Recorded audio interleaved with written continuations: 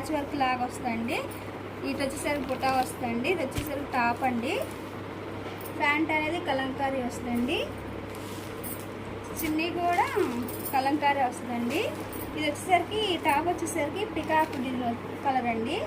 Border pant చున్నీ వచ్చేసరికి కలంకారీ వచ్చిందండి. ఇప్పుడు వీటిలో కలర్ చేయడానికి చూపిస్తానండి. డ్రెస్ మెటీరియల్లో ఇదో కలర్ కాంబినేషన్.